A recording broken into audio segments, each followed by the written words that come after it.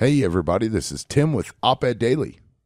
North Carolina is changing the way they deal with their food stamp recipients that they claim are able-bodied and without minor dependents. ABAWDS is the acronym for able-bodied adults without minor dependents. Now, in the state, they've always been required to work, volunteer, or take job training courses to continue receiving benefits, but the Robeson County Crisis Intervention Coordinator Gene Downing says in Robeson County, 2,800 households are going to be impacted by the change in food stamp benefits by January of next year. Quote, if they do not find a job or at least work 20 hours a week, 80 hours a month, then after 3 months of continuous food and nutrition service benefits, they will be ineligible to receive for the remainder of the 36-month period. That's 3 years that they'll be cut off from SNAP benefits. Now, Mary Faircloth had moved to North Carolina from Connecticut, and she's been living in Robeson County since January. She said it took her husband probably about 2 to 4 months to find a job. Downing says that the availability of jobs is going to be the biggest hindrance for a lot of people in Robeson County. Exemptions to the work requirement include if the recipient is under 18 or over 49, if the person also is receiving unemployment compensation, or if the person is pregnant, taking part in alcohol or drug treatment program, or receiving disability. Now, I did a little bit of researching here, and I took the average household payment for Charlotte, North Carolina. I know that's not in Robeson County, but to be conservative with the estimates, it was $743, and then the average utility payments were around $180. So I took that in with zero income, with zero dependents, and I put it in the North Carolina's food stamp calculator. Now that comes up to $189 in benefits. So an able-bodied person without a dependent that has to pay rent and utilities can only receive $189 a month in benefits. Now, that's a pretty paltry amount, but somebody could stretch that out and it would last them a month. Now, I want to point out here that the state is requiring that these people work 20 hours a week in order to receive $189. That comes to $2.36 an hour that they will be paid through the state for volunteering 20 hours a week. Literally, if they can't find work, they have to go and volunteer their time, 20 hours a week, 80 hours a month, in order to get $189 worth of food stamps. Now, I am in agreement that people that can work should work.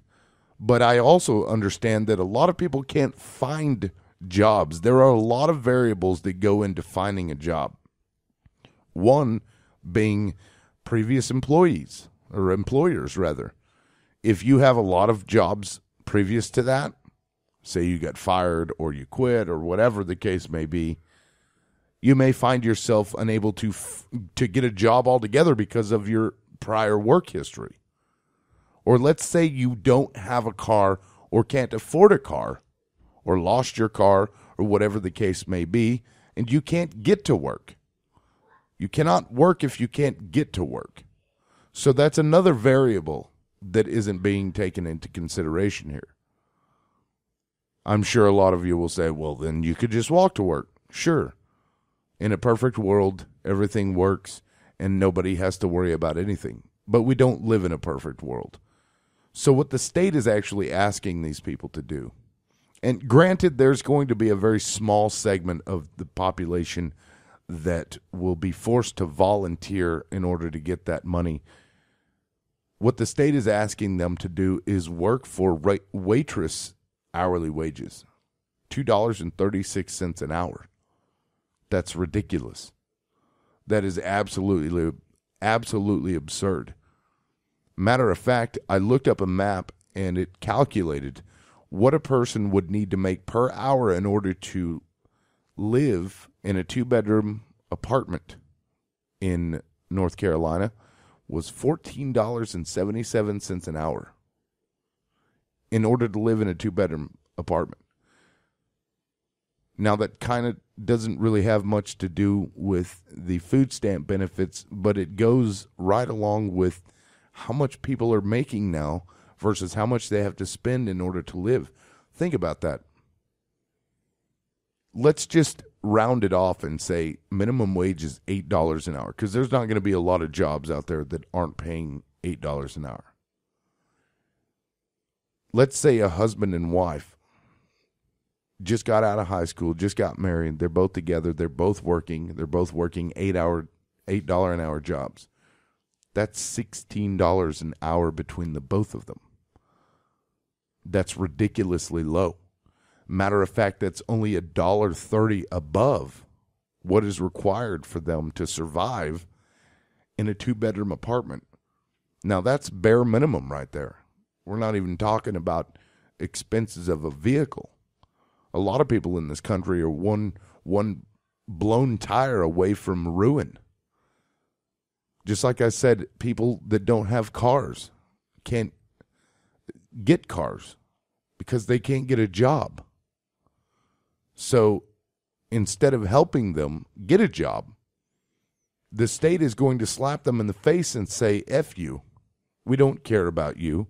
If you want this $189 bone that we're going to throw at you, you're going to have to go out there and work for free.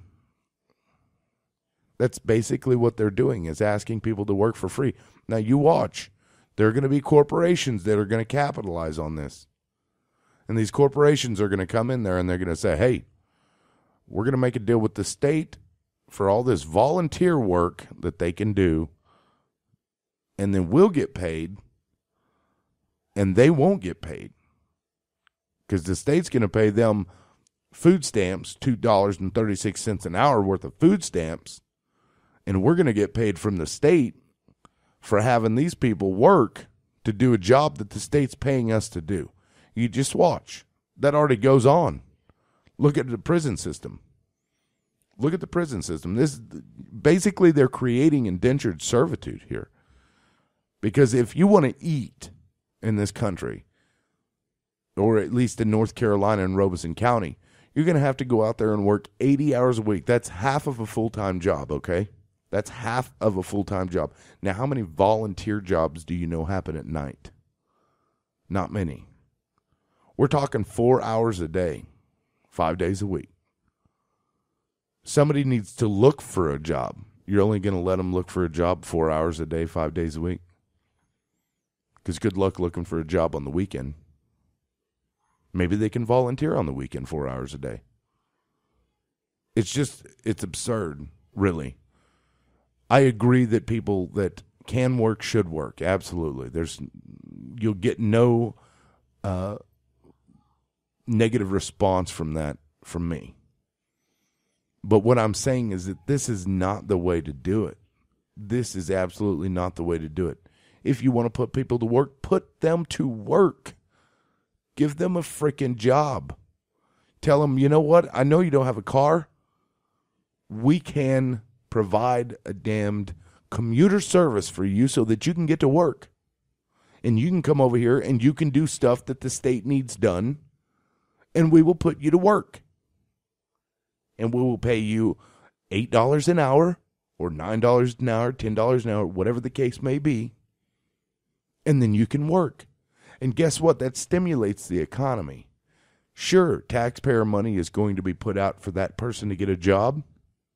But the state has a lot of things that it has to get done. It has to do things. And in order to do things, it needs people. And those people could have a job. And the state could come in and say, you know what, we'll come and get you. Or everybody meet at this central location or something. And we'll pick you up. And then we'll drop you off. And there you go. And maybe even help them get a car, have a repo car lot that they have available where they can make payments on a vehicle from the state. Surely the state gets all these cars from, repossessing it and stuff. Police get all these cars from civil asset forfeiture. Since they're doing it anyway, they might as well make good use of it and give it to people that need it and then have them pay it off over time without a loan. Doesn't go against your credit. Things like that should be done because that actually does encourage work. But $2.36 an hour, that is a slap in the face. If you guys agree or disagree, please let me know in the comment section, because I think this is just absolutely ridiculous what they're doing here. Creating a section of society that is basically slave labor.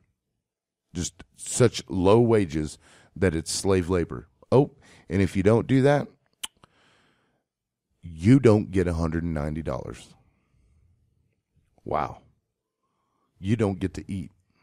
You get to go dig around in trash cans and then get arrested for it. Or made to look like a beggar.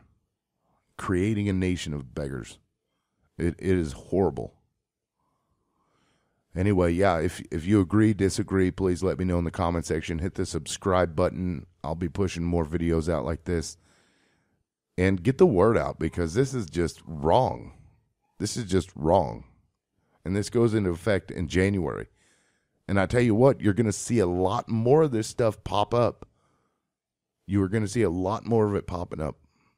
If they think it's a success over there, or it might save them a few $1,000s, it's going to spread.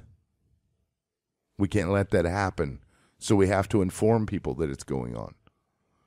Yes, we should encourage work. No, we should not give handouts to people that can work. But we should also not deny food to somebody that needs it. And then at the same time, you can turn around and help them get a job. And if after that they show that they really don't want to work, then you cut them off. Give them 3 months and then cut them off for 3 years. That is ridiculous. This nation is better than that. Or at least it should be. This is Tim with Op-Ed Daily. Peace out.